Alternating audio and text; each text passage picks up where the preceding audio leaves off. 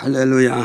네, 오늘 이제 하나님 은혜와 또 은총 속에서 10월 한 달도 또 건강하게 또 잘 보낸 것도 감사하고, 또 가족들과 함께 해주신 것도 감사하고, 그 오전 기업과 또 모든 진로와 직장에도 도와주신 주의 은혜가 늘 감사함으로 10월 한 달을 보내고, 또 11월 또 첫 주를 맞이해서 어느 곳에 있든지 주 예수 이름 붙잡고 신령과 진정으로 예배드리는 사랑하는 성도 여러분들에게 하나님의 좋으신 은혜가 함께하는 복된 한 달이 되기를 주의 이름으로도 축복을 드립니다.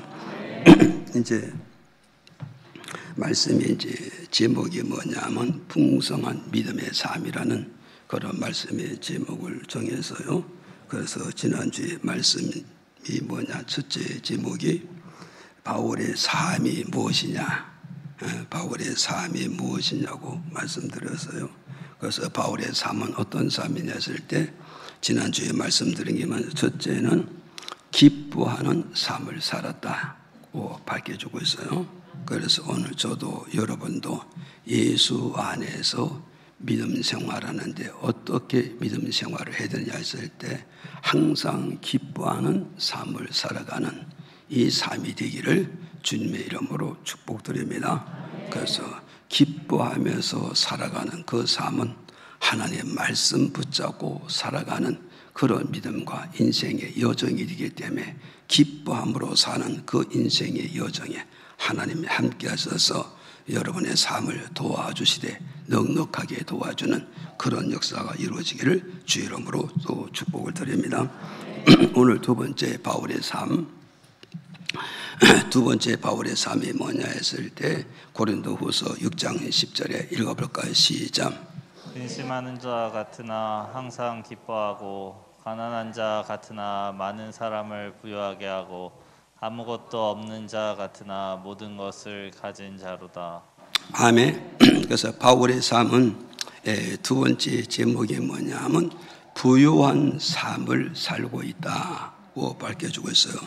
그래서 다시 말씀을 드리면 뭐냐면 바울의 삶은 사람의 관점을 놓고 볼 때는, 사람의 관점을 가지고 볼 때는 가난한 삶을 사는 것 같이 보여지지만 바울의 삶의 실상은 어때서 실상의 삶은 가난한 삶을 사는 것이 아니라 부유한 삶을 살고 있다는 걸 바울 선생님이 이 말씀을 통해서 선언하고 선포하고 공포하고 있다는 사실을 저와 여러분 믿으셔야 되죠. 그래서 내가 겉으로 볼 때는, 또 사람의 관점을 놓고 볼 때는 내가 엄청나게 가난하게 궁핍하게 부족함 있게 이렇게 사는 것 같이 보여지지만 내용적으로 들어가 보면은 내가 가난한 삶이 아니라 부유한 삶, 넉넉한 삶, 영적으로나 육적으로 안전된 그런 삶을 살아가고 있다는 걸 이 말씀을 해주고 있어요. 그래서 여기에서 바울은 가난한 삶이 아니라 내가 부유한 삶을 살기 때문에 내 주변에 많은 사람들에게 많은 사람들에게 내가 부유하게 하는 사람이다.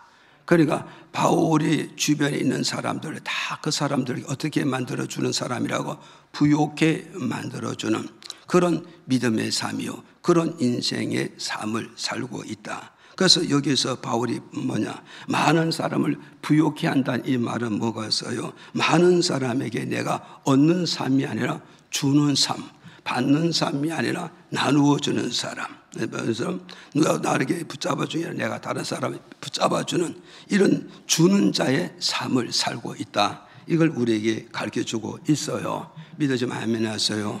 그래서 우리가 주는 삶을 바울이 살고 있다. 그럼 바울 사도는 많은 사람들에게 무엇을 주는 삶을 살았는가? 그것을 우리가 성경으로 봐야 돼요.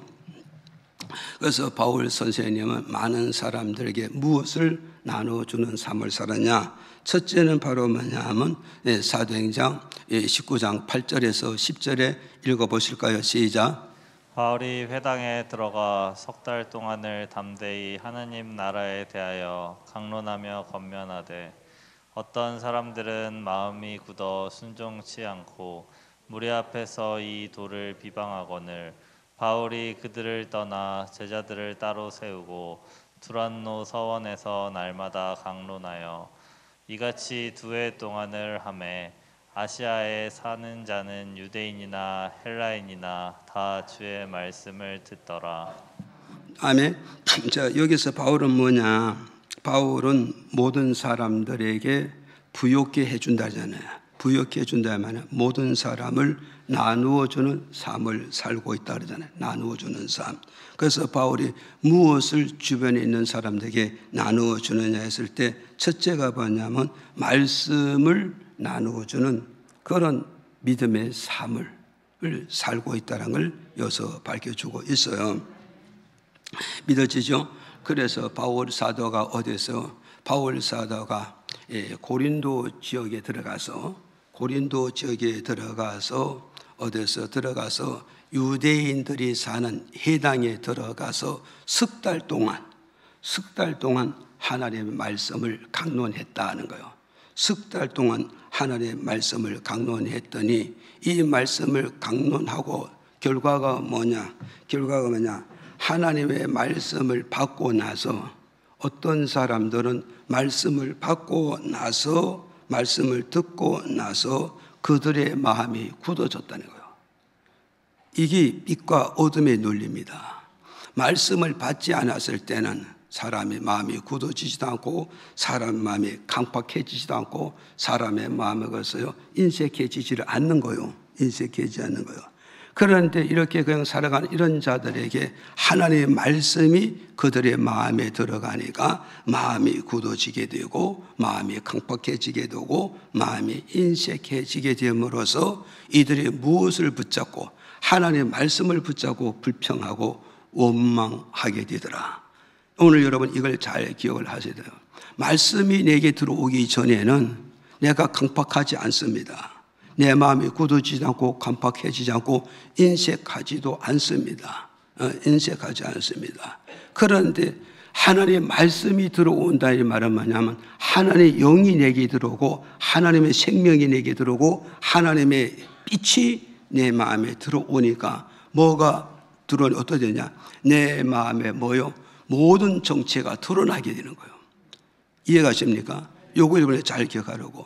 하나님의 말씀이 들어온다는 것은 뭐냐? 하나님의 말씀이 들어온다는 건 하나님의 생명이 들어오는 것이고 하나님의 영이 들어오는 것이고 하나님의 빛이 들어오게 돼요.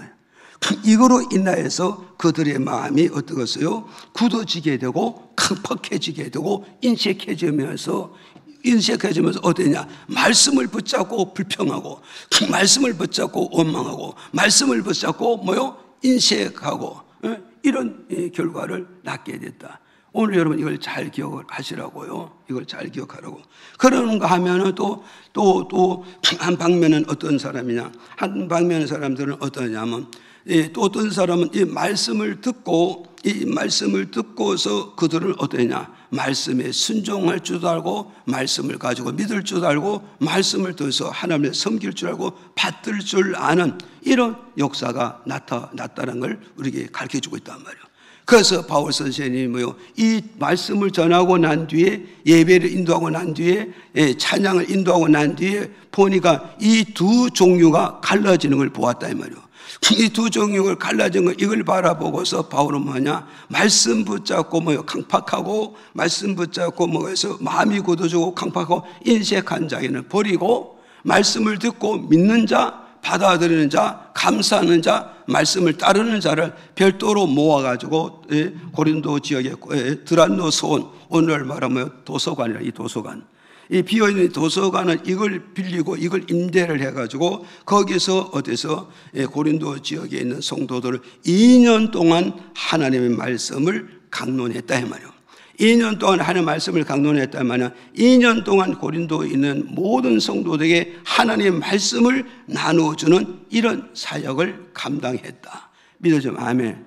그래서 오늘 저도 여러분도 우리는 어떠냐? 이 말씀을 들어서 우리는 어떠냐? 나도 바울 선생님 같이 내 남은 여생에 어떤 인생의 삶을 살았냐? 받는 삶이 아니라 주는 삶을 나누는 이런 삶을 가야 된다. 그 주는 삶을 가려면 어떠냐? 우리는 뭐해서 세상 것을 나누는 사람이 아니라 하나님의 말씀을 가지고 주는 삶, 나누는 삶, 교제하는 삶이 이게 우리 신앙으로 중심이 되고 주체가 되어져야 된다는 걸 이 말씀을 통해서 우리에게 주는 메시지라는 사실을 오늘 저와 믿으시기를 바랍니다. 이해가시죠? 그래서 사도행전 2장 42절에 읽어봐요. 46절까지 시작. 저희가 사도의 가르침을 받아 서로 교제하며 떡을 떼며 기도하기를 전혀 힘쓰니라. 날마다 마음을 같이하여 성전에 모이기를 힘쓰고 집에서 떡을 떼며 기쁨과 순전한 마음으로 음식을 먹고. 자, 여기서 보세요. 자, 오늘 우리는 이것을 기억한다고. 초대 교회가 어디죠? 마가 다락방 교회잖아요. 마가 다락방 교회에서 사도들이 성도들을 말씀을 가르쳤다 그래요. 말씀을 가르치는데 그 말씀의 핵심이 뭐냐? 성도와 성도가 결합해서 아름다운 친교와 교제와 나눔이 있어야 된다. 이걸 가르쳐 준 거예요. 이걸 가르쳐 줬더니 초대 교도들이 성도들의 사도들의 가르침을 통하여서 성도와 성도끼리 모여서 교제했다. 친교했다. 나눔을 가졌다. 그럼 뭘로 나눔을 가졌을까요? 주의 떡을 떼면서 교제했고, 떡을 떼면서 나눴고, 떡을 떼면서 교제가 이루어졌다는 걸 우리에게 가르쳐주고 있단 말이죠. 그럼 여기서 떡은 바로 뭐냐? 하나님의 말씀을 가르치는 거란 말이에요. 하나님의 말씀. 그 하나님의 말씀을 가지고 우리가 뭐해서 이 말씀을 떼면서 우리가 교제하고, 우리가 사귀고, 이 말씀을 떡을 떼서 우리가 나누는 이런 삶을 줘. 이런 게 뭐냐? 말씀을 서로 주고 받는 이런 역사가 있었다는 걸 우리에게 가르쳐주고 있단 말이죠. 믿어집니까? 오늘 저와 여러분, 우리는 어떠했어요? 우리는 목사님이 선포되고 증거해 주는 이 말씀을 듣고 여러분의 은혜를 받고, 이 말씀을 내 마음에 품고 이 말씀을 가지고 우리는 나누는 삶, 교제하는 사람, 서로 말씀으로 주고받는 이런 삶을 살아가야 되고, 이것이 결국 이걸로 끝나는 게 아니라 내 가정에 가서도 말씀을 나누는 삶이고, 직장에 가서도 동료들에게 버티게도 말씀을 나누어주는 이런 믿음의 삶과 말씀 중심의 삶이 이루어져야 된다는 걸 우리에게 주는 메시지다. 그래서 우리가 이 말씀을 서로 떡을 떼면서, 떡을 뗐다 이 말은 말씀을 나누는 삶이잖아요. 친교의 삶, 교제의 삶이라. 그래서 말씀을 서로 주고받으면서 이 떡을 떼고 교제하며 나타나는 일이 뭐냐 했더니 42절에 가서 보니까 이렇게 밝혀주고 있단 말이에요. 42절에 보면서 뭐라고 그러냐? 뭐죠? 교제를 통해서 뭐 했다고? 떡을 뗐다 이거잖아요. 떡을 뗐다. 떡을 떼는 떡은 말씀이라잖아. 말씀을 서로 주고받는 거예요. 내가 받은 말씀과 네가 받은 말씀, 내가 깨달은 말씀과 네가 깨닫는 말씀, 내가 은혜 받은 말씀, 네가 은혜 받은 이 말씀을 가지고 서로 교제하면서 말씀을 서로 주고 나누게 되어지다 보니까 이들이 어떤 역사가 나타나냐? 마음에 마음을 합쳐서 뭐하냐? 기도하는 일에 힘써야 되겠다는 이런 결심과 이런 결단과 이런 말씀의 중심이 되어졌다는 걸 우리에게 가르쳐주고 있다. 믿어집니까? 그러니까 우리는 바로 말해서 말씀의 떡을 서로 나누면은 어떤 역사가 나타나야 되는가? 나도 기도해야지, 너도 기도해야지. 왜 아멘도 안 하고? 이거 아멘 해야 되잖아요. 이렇잖아요. 그래서 우리는 주일날에 모여서 어떤 교제를 나눠야 됩니까? 사도의 가르침이 바로 뭐야? 서로 교제해라. 이 교제. 이게 마가 다락방의 교회고, 이게 초대 교회고, 이게 교회의 본질이라면 이게 교회의 본질. 그래서 교회 옴으로 말미암아 하나님 앞에 공적 예배드리고, 그 다음에 개인 관계는 바로 말씀의 떡을 띄는 것이 이게 살아있는 교회란 말이에요. 이게 생명 있는 교회고, 이게 하나님 기뻐하는 교회이고, 이게 교회의 기능이고 본질이라 이 말이죠. 그러니까 여러분 이게 뭐냐? 교회 안에 들어와서 교제가 없다면 교회는 본질을 잃어버린 거예요. 본질을 잃어버린 거예요. 여러분의 가족이 한 가정에 모였을 때는 가족이 뭐냐? 가족과 모여서 교제가 없다면 그 가정에는 가정의 본질을 죽여버린 거예요. 가정의 기능을 죽여버린 거예요. 지금 화목한 교회, 화목한 가정, 화평한 가정, 행복한 가정이면 한 가정의 한 상에 밥상에 둘러앉아서 아름다운 교제와 나눔이 있을 때 그 가정이 뭐예요? 생명 있는 가정, 행복 있는 가정, 나눔의 가정, 서로 이루하고 격려하는 이런 가정이 되어질 수 있다는 걸 우리에게 가르쳐주고 있단 말이에요. 그런데 우리는 어땠어요? 가족이 한 상에 둘려서 너는 너, 나는 나, 아무 교제가 없다, 아무 대화가 없다, 어떤 대화의 스토리도 없다. 그 가정은 사는 것 같지만 내용으로 들어보면 그 가정은 생명과 가정의 본질을 잃어버렸다는 걸 우리에게 가르쳐주고 있다. 교회가 살아있다의 말은 뭐냐? 말씀을 듣고 보고 받았으면 그 말씀을 가지고 친교하고 교제하고 말씀의 떡을 서로 주고받으면서 나누는 이런 교회가 되어야 생명 있는 교회고, 이해가시죠? 이걸 우리에게 가르쳐주고 있는가요? 그래서 또 46절에 가서 보니까 또 뭐라 그러냐? 무슨 이들의 말씀을 서로 주고받으면서 말씀의 떡을 떼었더니 어떤 역사였냐? 날마다 마음을 같이 하여 그랬잖아. 날마다 마음을 같이 했다잖아요. 봤어요. 마음을 묶는 게 중심이 뭐냐고요?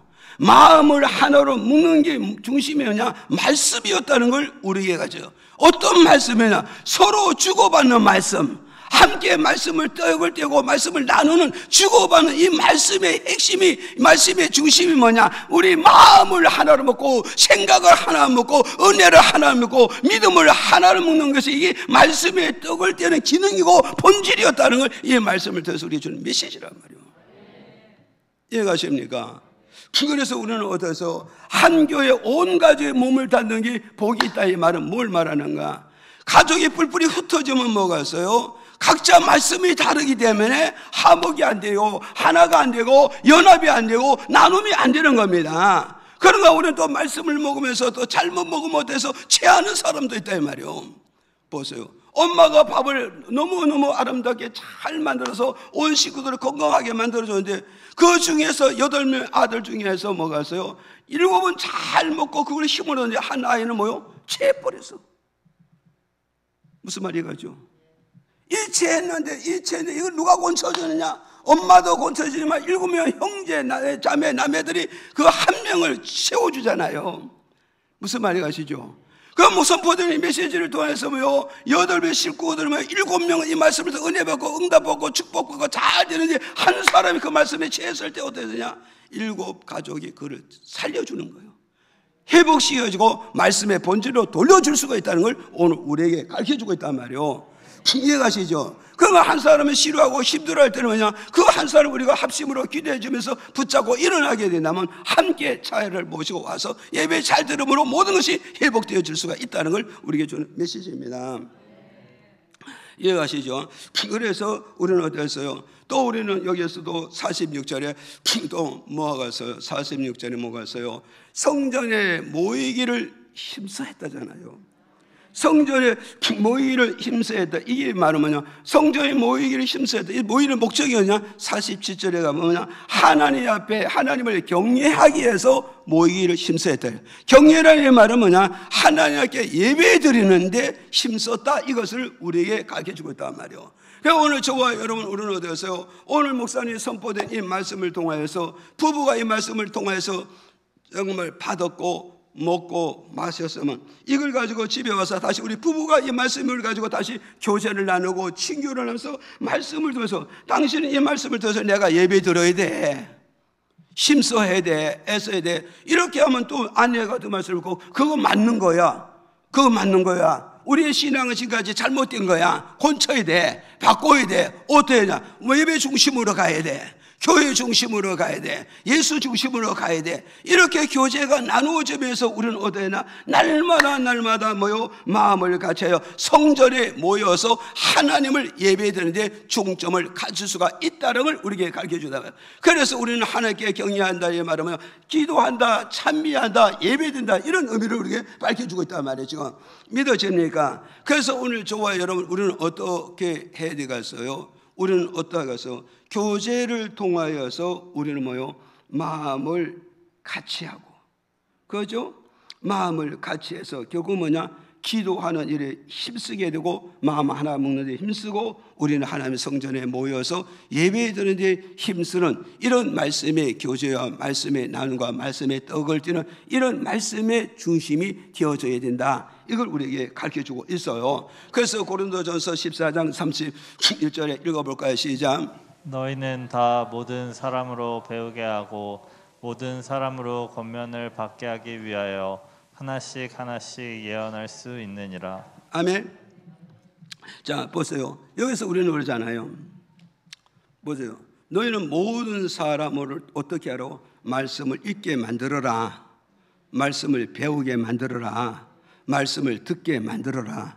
그러면 말씀을 읽은 사람, 말씀을 배운 사람, 말씀을 받은 사람의 결국 뭐냐? 하나씩 뭐 할 수 있다? 예언할 수 있느니라. 여기서 예언이라 이 말은 뭐냐면, 예언이라 말은 요한계시록 1장 3절 이 예언의 말씀을 읽는 자와 듣는 자와 배우는 자와 그것을 지켜가는 자가 복이 있느니라 말씀해 주겠다 말이야. 그래서 여기서 예언이라 이 말은 기록된 말씀이 예언이다 이 말이요. 창세기에서 요한계시록까지 기록된 말씀, 이게 예언이라 이 말이죠. 믿어집니까? 그러니까 내가 예언할 수 있다 이 말이면 내가 읽은 말씀, 들은 말씀, 배운 말씀을 가지고 결국 뭐냐? 하나씩 해야 돼. 나도 다른 사람을 가르쳐 줄 수 있고 다른 사람을 세울 수 있고 다른 사람에게 말씀을 나눠 줄 수가 있다는 걸 우리에게 가르쳐줘. 그 쉽게 말씀하면 한마디로 따면 나는 말씀의 부자가 됐다 이 말이야. 나는 말씀의 부자가 됐다. 나는 말씀을 많이 가지고 있다. 그렇게 내가 가난한 같지만 결국 뭐냐? 내 주변의 모든 사람에게 뭘 나눠주는 사람? 말씀을 나눠주는 사람. 믿어집니까? 말씀을 나눠주는 그런 신앙으로 가게 될 수 있다는 걸 우리에게 가르쳐주고 있는 거다. 그러면 오늘 저와 여러분 우리 이 말씀을 들어서 우리 생각을 해야 된다고요. 목사님만 말씀을 나눠주는 게 아니라 모든 교회 일꾼들이 은혜 받았고 성령 받았다면, 은혜 받고 성령 받고 능력 받았다면 결국 우리는 능력 받아 은혜 받아 뭐 받아 이거 중요한 것이 아니라 받은 말씀, 읽은 말씀, 은혜 받은 이 말씀을 뭐요? 서로 떡을 떼면서 교제하면서 말씀 나누는 이런 차원이 있고 수준이 있고 말씀의 우뚝선 이런 신앙으로 가야 된다는 걸 우리에게 주는 메시지입니다. 이해가십니까? 그러니까 여러분이 가정에 들어서 가족에게 말씀을 나눠줄 수 있어야 되고, 직장에 가면 직장 동료에게 말씀을 나눠줄 수 있고, 좋은 보스를 만나면 보스에게 말씀을 나눠줄 수 있고, 신앙의 동역자들을 만나면 신앙의 동역자들이 서로 받은 말씀, 은혜 받은 말씀, 응답 받은 말씀, 깨달은 말씀을 서로 주고받는 이 속에서 나는 하나를 깨닫는 이 사람 말씀을 들으면 두 개를 깨닫고 세 개를 깨닫는 더 큰 풍성함을, 더 능력 있는 삽을 누릴 수 있다는 걸 우리에게 주는 메시지란 말이에요. 이해가시죠? 그래서 여러분 지금 한번 생각해 보라고. 내가 정말 은혜 받았다고 그러고 능력 받았다고 그러고 응답 받았다고 그러고 응사 받았다고 말로는 하면서 실상 내가 뭐요? 말씀을 나눠주는 신앙으로 살고 있는가 아니는가, 이 말씀을 더 나를 한번 점검해 보고, 아직까지 이렇게 되지 못했다면 이 말씀을 통해서 다시 한번 여러분 결심하고 결단하고 말씀을 귀를 기울여서 잘 듣고 잘 배우고 말씀에 관심 가지고 많이 읽어서 말씀의 부자가 되어야 돼. 그래서 말씀의 부자가 돼서 말씀을 나눠주는 저와 여러분 되기를 예수 이름으로 축복드립니다. 우리 하나님의 관심사는 어디 있는가? 말씀을 나눠주는 자에게 관심이 있어요. 왜? 그 사람은 말씀의 부자잖아요. 말씀의 부자님, 말씀에 관한 자에게 말씀을 나눠주니까 하나님의 관심사는 거기 있고, 그 말씀을 나눠주는 그런 자에게 하나님의 큰 도우심이 넉넉하게 풍성하게 나타난다는 사실, 이걸 우리가 믿어야 됩니다. 믿어집니까? 그 다음에 두 번째 바로 뭐냐? 두 번째 사도행전 19장 11절에 또 한번 읽어볼까요? 시작. 하나님이 바울의 손으로 희한한 능을 행하게 하시니. 자, 그 다음에 마가복음 9장 29절 시작. 이르시되 기도 외에 다른 것으로는 이런 유가 나갈 수 없느니라 하시니라. 아멘. 자, 두 번째 뭐겠어요? 바울 선생님 두 번째 뭐냐면 고린도 교인들에게 뭘 나눠주느냐 했을 때 하나님의 능력을 나눠주는 그런 삶을 살았다는 걸 우리에게 가르쳐주고 있어요. 믿어지면 아멘. 자, 보세요. 이제 바울 선생님은 아까 제가 말씀드렸잖아요. 어떤 지역에서 고린도 지역에서 뭐요? 드란노 소원, 오늘 말하면 드란노 소원이라면 도서실을 말하잖아요. 그래서 이 고린도 지역에 도서관이 비어있기 때문에 그 도서관을 빌리고 임대를 내가지고 그리고 주일마다 거기에 모아가지고 하나님의 말씀을 나눠줬다고.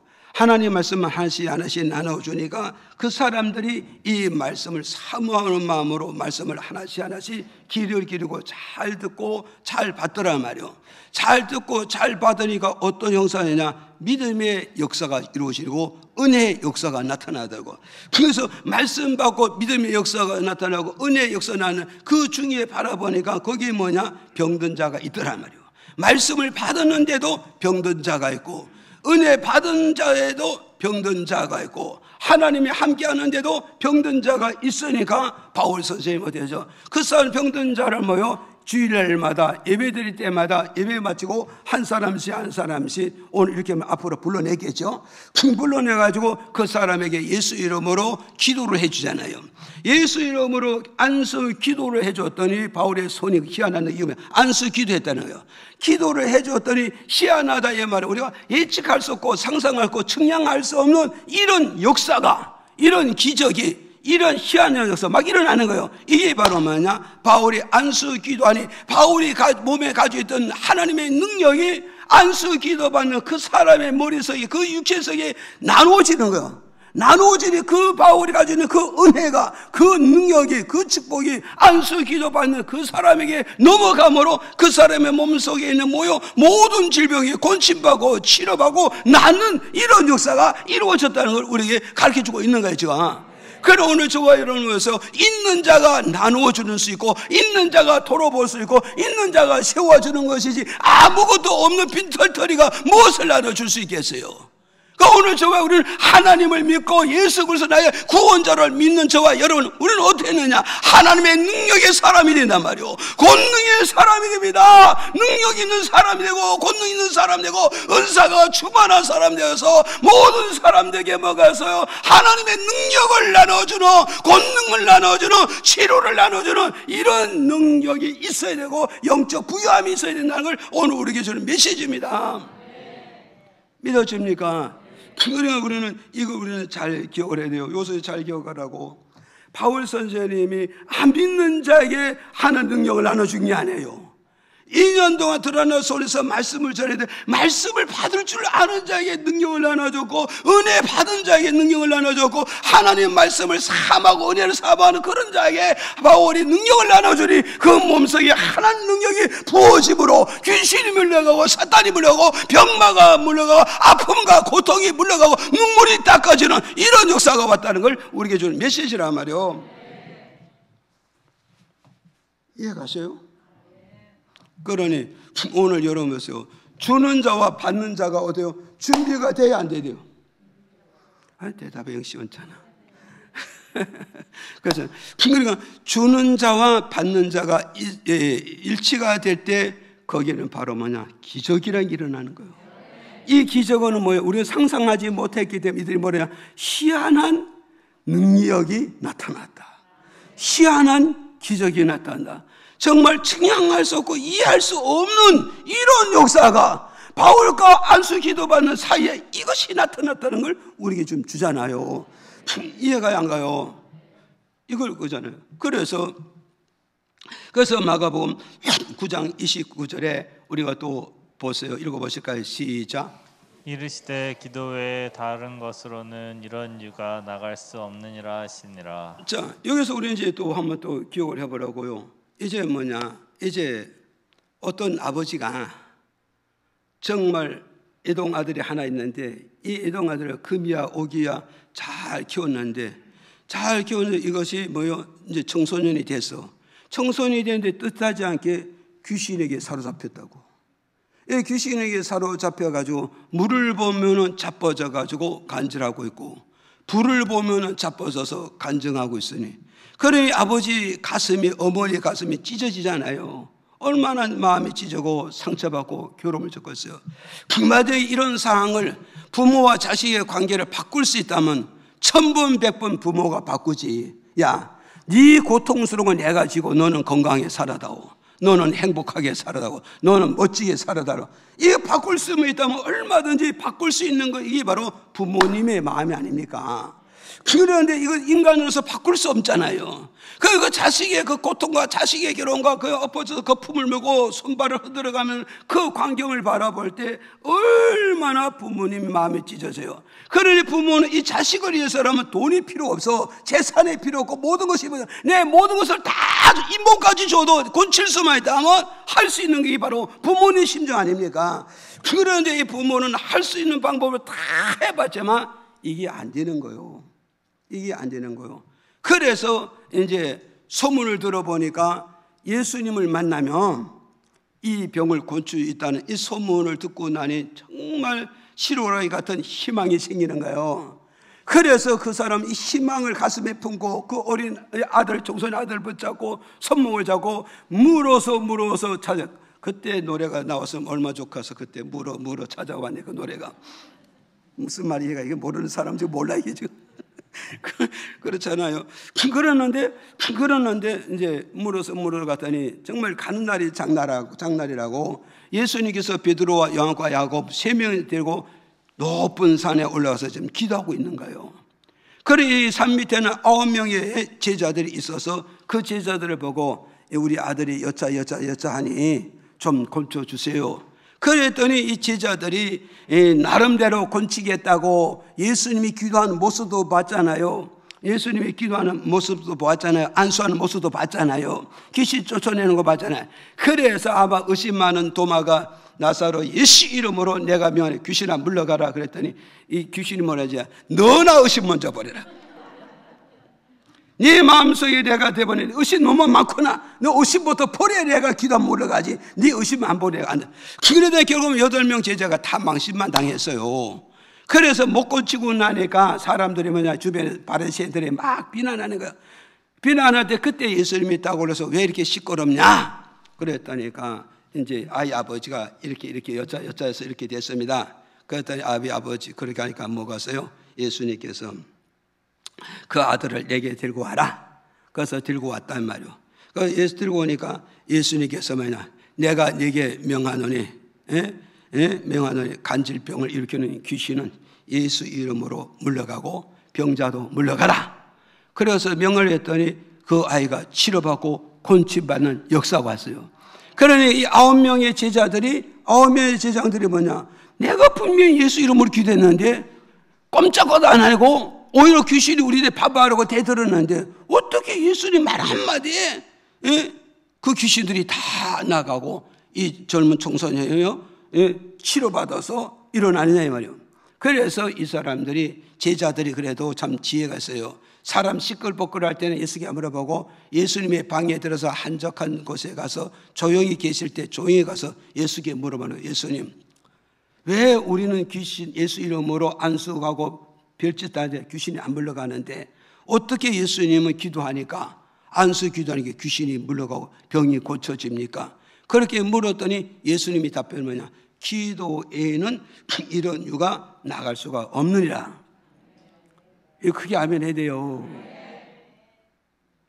기도에는 이런 유가 나갈 수 없느니라. 그럼 결국은 뭐가 있어요? 우리가 능력의 부자가 되고 은사의 부자가 되려면 어떻게 해야 된다? 기도하는 사람이 되어야 능력의 부자가 되고 있어요.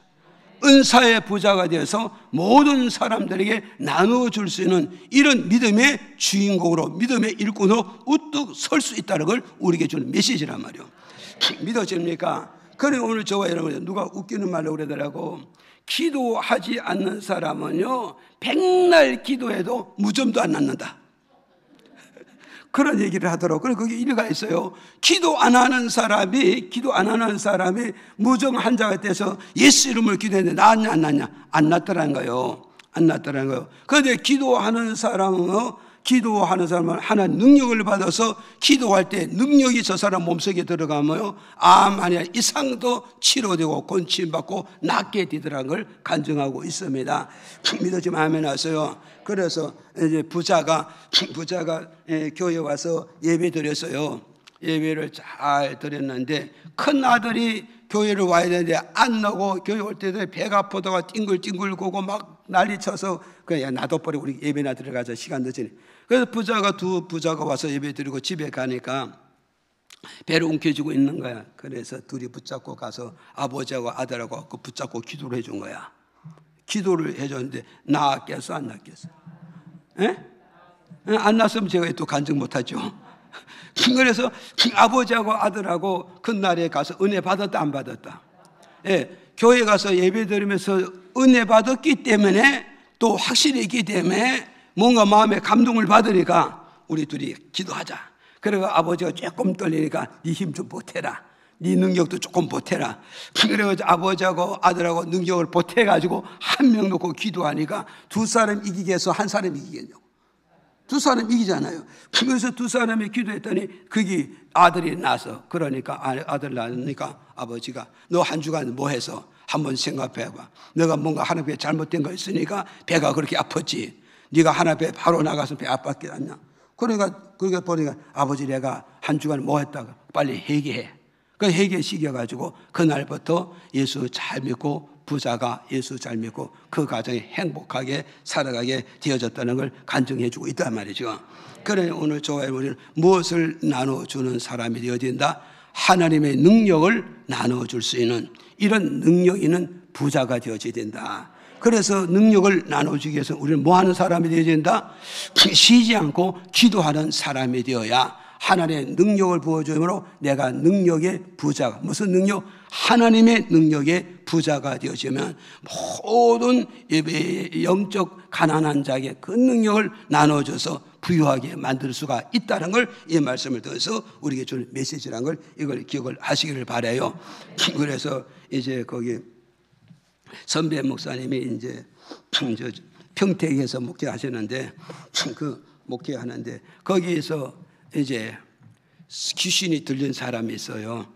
귀신이 들려가지고 헛소리를 막 하고 있는 거예요. 근데 그 교회는 한 1000명 뭐 이렇게 많은데 그 80년대. 그래서 목사님이 딱 생각한다는 거예요.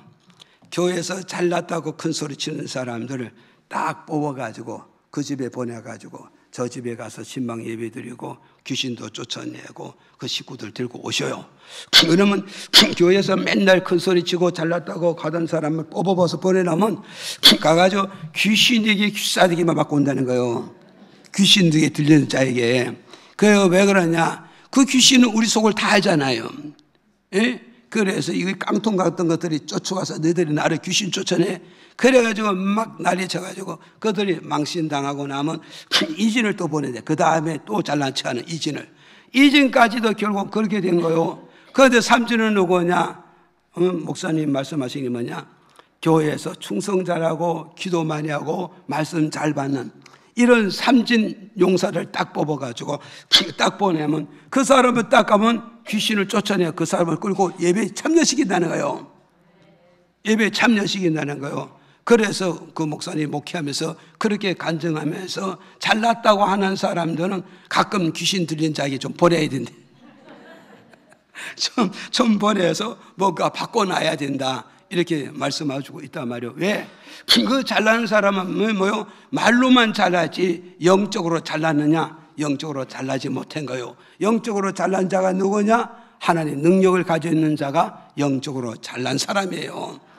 믿어집니까? 그래서 오늘 저와 여러분 기도 외에는 이런 누가 없다 했으니까 그래서 주님께서 항상 기도하라, 쉬지 말고 기도하라, 낭망하지 말고 기도하라. 이 말은 능력의 부자가 되라. 우리에게 말씀하고 있는 거예요. 그 다음에 세 번째 무엇을 나눠주느냐 했더니 자 다시 시작. 심지어 사람들이 바울의 몸에서 손수건이나 앞치마를 가져다가 병든 사람에게 얹으면 그 병이 떠나고 악기도 나가더라. 자, 이제 세 번째 뭘 나눠줘야 되냐면 기쁨을 나눠주는 바울 사도였다는 거예요. 기쁨을 나눠주는 바울 사도. 여기서 우리는 잘 기억하라고. 여기서 뭘 말하냐면 이제 바울 사도가 뭐가 있어요? 몸에 앞치마가 있었다. 몸에 앞치마. 그럼 여기 앞치마라는 건 뭐 할 때 쓰죠? 예? 예. 식당에서 일할 때 앞치마를 쓰고 일을 할 때 쓰잖아요. 이 앞치마는 뭐냐? 바울 사도가 이제 하나님 앞에서 뭐요? 말씀만 전하는 게 아니라, 말씀만 나눠주는 게 아니라 때에 따라서 봉사도 많이 했다는 거예요. 봉사도 많이 했다. 그래서 오늘 우리는 뭐냐, 이제 목사님이 꼭 뭐 말씀만 전해야 된다, 그건 아니에요. 말씀도 전하면서 때에 따라서는 봉사해야 되고 일을 해야 되고 노동을 해야 되는 것도 같이 가담해서 노동할 수 있고 일할 수도 있고 함께 줄을 해서 봉사할 수 있는 그런 자가 되어져야 된다. 이걸 우리에게 주는 메시지입니다. 이해가십니까? 그러니까 목사는 예배만 인도하고 봉사도 안 하고 헌신도 안 하고 주님을 위해서 일도 안 한다, 그건 아니죠. 그래서 바울은 바로 뭐냐, 예수님의 그 신앙을, 말씀을 잘 깨달았기 때문에 예수님이 일거수일투족을 잘 보고 잘 듣고 잘 배웠기 때문에 예수님이 걸어가서 그 발자취를. 그럼 예수님은 어떠하냐? 예수님은 어떠냐? 요한복음 13장에 보니까 예수님이 치유의 만찬을 끝나고 어디서 앞에 치마를 두르고, 무슨 말이 가시죠? 겉옷을 벗어놓고 앞에 치마를 두르고 대야다가 물을 떠다놓고 제자들을 발을 씻겼다 이 말이에요. 이게 바로 뭐냐? 봉사했다는 거예요. 이걸 헌신하고 주님을 위해서, 하나님을 위해서 일을 했다는 걸 우리에게 가르쳐주고 있잖아요. 그러면서 주님께서 뭐냐, 내가 너희 앞에 뭐요, 주와 선생이 되었으니, 주와 선생이 되었고 내가 너희 앞에 주와 선생으로 너에게 본을 보였으니 너희들이 이것을 알고 이렇게 행하는 자가 그 사람의 복이 있느니라. 복이 있느니라. 믿어지면 아멘 하세요. 그래서 오늘 여러분 교회 목사님이나 교회 일꾼들이라고 어떤 뭐요, 폼만 잡으라는 게 아니란 말이에요. 설선수범해서 봉사할 줄 알고 헌신할 줄 알고 섬길 줄 알고 일을 할 줄 아는 이런 지도자가 되어져야 된다. 이걸 우리에게 주는 메시지란 말이에요. 이해가십니까? 예, 그러니까 또 여러분은 어떠냐, 성경이 이렇게 됐으니 목사님 붙잡고 갖다 일을 맡기면 돼, 안 돼? 또 그러면 또 안 되겠잖아요. 그러나 우리가 서로가 서로 존중하면서 그렇게 하는 게 좋다 이 말이에요. 그래서 바울이 이렇게 봉사했는데 사람들이 기도받는 사람이 너무 많잖아요. 그러니까 안 되겠어. 그러니까 바울의 옆에서 수발드는 참모진들이 바울 선생님이 기다리기는 안 되니까, 그러니까 바울이 봉사할 때 쓰던 뭐요? 앞치마를 들어가지고 병든 자에게 얹어놓고 귀신에게 사로잡힌 자에게 갖다 놨더니 귀신이 싹 물러갔다. 귀신이 물러갔다는 거예요. 오늘 여러분은 여기서 기억을 해야 되고, 뭐였어요? 귀신이 바로 뭐냐, 내 마음에 뭐요, 기쁨도 뺏어가고, 즐거움도 뺏어가고 행복도 뺏어가고요, 감사도 뺏어가는 거예요. 이게 지금 이해가십니까? 이거 여러분이 잘 기억하라고요. 하나님의 은혜가 들어오고 하나님의 말씀이 들어오면 내 마음에 기쁘고 즐겁고 감사하고 행복하고 인생에 여유 있게 살아가는 삶이 된다고요. 그 반면에 마귀가 들어오고 귀신이 들어오고 어둠이 내 마음에 들어오면 뭐가냐, 어둠이 들어오면 내 마음에 기쁨도 뺏어가요, 즐거움도 뺏어가고 감사도 뺏어가고 미래를 바라보는 소망도 뺏어가기 때문에 결국은 뭐냐, 어둠에 잡혔기 때문에 결국은 뭐냐, 우울증에 걸리잖아.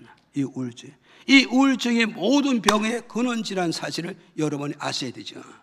그래서 모든 병의 근원지는 어디서 발생하느냐, 이 우울에서부터 시작한다는 거예요.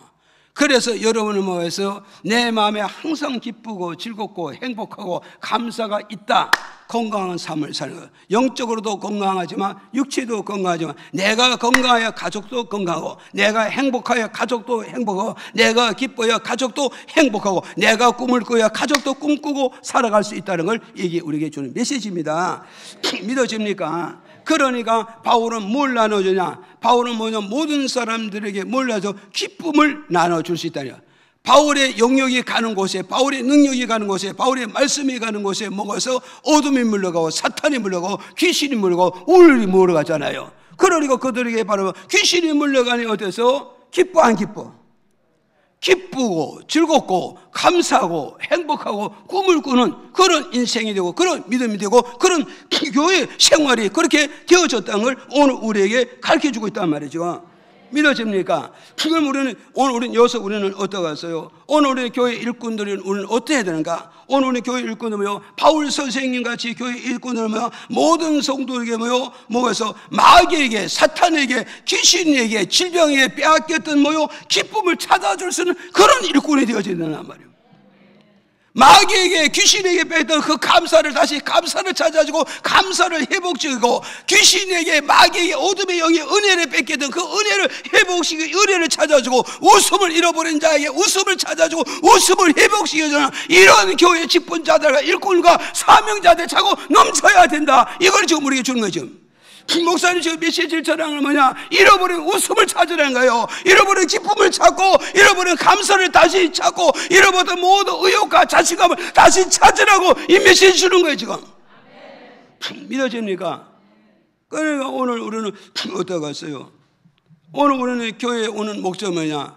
정말 잃어버린 웃음을 찾고 싶고, 잃어버린 기쁨을 찾고 싶고, 잃어버린 즐거움을 찾고 싶고, 잃어버린 미래의 희망과 소망을 찾고 싶어서 예수를 믿는 거 아닙니까? 교회로 오는 거 아닙니까? 예배 드리는 거 아닙니까? 말씀을 듣는 거 아니겠습니까? 그러다 목사님이나 모든 성도들에게 절망을 주면 안 됩니다. 낙심을 주면 안 됩니다. 고통을 주면 안 됩니다. 괴로움을 주면 안 됩니다. 시험 들게 만들면 안 됩니다. 안 되는 거 얘기죠. 믿어집니까? 그러니까 오늘 목사님이 성도들에게 기쁨을 뺏어간다, 웃음을 뺏어간다, 행복을 뺏어간다. 그 목사는 정상적인 목사 아니겠죠? 정상적인 목사님 아니겠죠? 정상적인 말씀 아니겠죠? 정상적인 은혜가 아니겠죠? 참된 예수 그리스도의 은혜라면, 참된 대신 예수 그리스도의 말씀이라면, 참된 대신 예수 그리스도의 능력이라면 모든 성도에게 웃음을 주는 거요, 기쁨을 주는 거고, 행복을 주는 거고, 미래의 희망을 심어주는 겁니다. 믿어져야 믿어져요. 이걸 우리는 알고 가야 돼요. 이해가십니까? 그러니까 오늘 우리는 이걸 생각을 하자고요. 여러분, 어떤 부서에서 일을 하든지 그 부서에 나로 인해서 저 사람은 웃음을 찾을 수 있고, 기쁨을 찾을 수 있고, 감사를 찾을 수 있고, 나는 권사님 때문에 기쁨을 찾아서, 나는 권사님 때문에 감사를 찾아서, 나는 권사님 때문에 열정과 열심을 회복하고 찾아서, 이런 간증이 있고 이런 은혜가 쏟아져야 되는데, 권사님 때문에 내가 시험 들었어요, 권사님 때문에 내가 눈물을 흘려요, 권사님 때문에 기쁨을 다 뺏겨버렸습니다, 권사님 때문에 나는 좌절과 낙심에 젖어 있어서 영혼에 방황하고 있습니다. 이렇게 하면 그 책임은 누가 다 지겠어요? 그 책임을 누가 지키겠냐고요? 장본인이 져야 되는 겁니다. 그 책임을. 이해가십니까? 그 책임을 져야 되는 거예요. 그래서 하나님의 영은 가는 곳마다 기쁨을 심어주니 하나님이요. 그래서 갈라디아서 5장 20절 23절에 성령의 9가지 열매는 뭐냐? 희락의 열매가 있다는 거예요. 기쁨의 열매가 있습니다. 즐거움의 열매가 있습니다. 감사의 열매가 있어. 꿈꾸는 열매가 있다는 걸 우리에게 가르쳐주는 메시지입니다. 이해가십니까? 그래 오늘 저와는 이거 있어요. 여러분이 세우세요.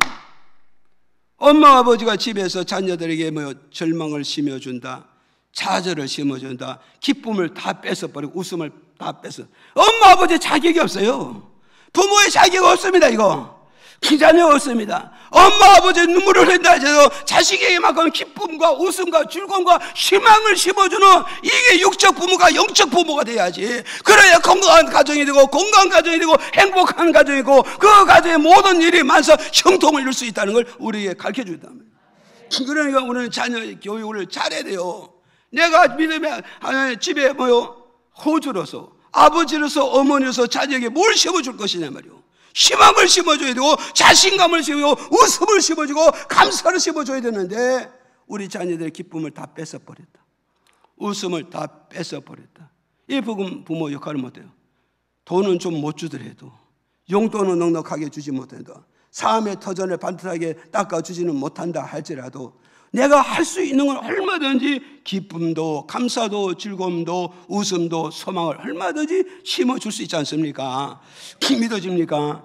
예, 그래서 이낙현 총리가 하신 말씀이 뭐냐? 이낙현 이 총리는 정말 사람을 잘 만나서 총리까지 하셨더라고요. 정말 그 사람은 전라도 영광 한촌에서 자라는데, 정상적인 학교도 아니고 분교 전체가 30명밖에 안 되는 그 분교에서 1, 2, 3학년 오전 공부하고 3, 4, 5학년 오후에 공부하는 조그마한 분교인데, 그런데 선생님 한 분을 잘 만났는데, 그 선생님이 이낙현 총리 보고 딱 보니까 얘가 공부 잘하니까 아버지 엄마한테 찾아서 이 아이가 공부를 잘하니 강주에 유학을 보내서 앞으로 제목감을 만듭시다. 어머니 아버지가 농사 짓는 사람이 이런 안목도 없고 희망도 없는데 선생님이 아버지한테 찾아가 엄마한테 설득을 시켜준 거예요. 그 설득을 인해서 어머니 아버지가 거기를 보냈어요. 그래서 강주에 가서 공부를 하는데, 중학교 공부하는데 하숙했는데 길가에 있다래, 창문에. 그런데 또 그 선생님이, 그 중학교 선생님이 밤 10시 반이면 꼭 그 창문에 와서 문 두드긴다래. 그래서 왜 뜨냐? 지나가는 길에 궁금해서 두어서 그게 아니라 내가 공부하고 있는지 안 하고 있는지 선생님 확인하기 위해서 매일매일 핑계대면서 그 말을 했다는 거예요. 그러니까 선생님이 지나가면 내가 반응을 하게 되기 때문에 억지로라도 공부했다는 거예요. 그것의 경우는 뭐냐? 법대를 나오게 되고 총리가 되어졌다. 더 이상 시간이 없어 말합니다만, 그래서 그 사람은 초등학교에서부터 장관 되기까지, 총리 되기까지 모든 주변의 사람을 너무너무 잘 만난 거예요. 결국은 뭐냐? 오늘 저와 여러분 나를 키워줄 수 있는 게 뭐냐? 웃음을 줘야 되고 감사를 줘야 되고 즐거움을 주고 희망과 소망을 심어주는 이 세상 사람도 이렇게 할 줄 알아야 돼. 하물며 우리 예수 믿는 사람들, 하물며 교회 안에 일꾼들이, 목사나 성도나 장로나 권사님들이 이런 역할을 해줘야 새로운 성도의 희망을 갖고 웃음과 감사와 기쁨으로 넉넉한 가정생활도 사회생활도 교회생활도 잘하게 되므로 하나님께 영광이 된다는 사실 저와 여러분 기억하시고, 오늘 저와 여러분 어떠겠어요? 가난한 삶 같으나 주는 삶으로 바꿔지는 역사가 있기를 주님의 이름으로 축복을 드립니다.